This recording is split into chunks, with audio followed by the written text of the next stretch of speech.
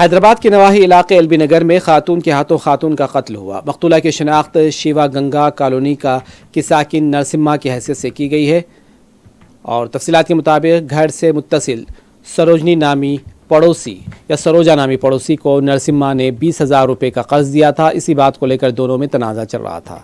بتایا گیا ہے کہ دونوں خواتین میں بحث و تکرار ہو رہی تھی اور اسی دوران سروجنی نے غصے میں ہتھوڑی سے نرسمہ کے سر پر حملہ کر دیا، جس سے نرسمہ کی مقام واقع پر ہی موت ہو گئی ہے۔ پولیس نے سروجنی کو گرفتار کر لیا ہے، مزید تحقیقات جاری ہے۔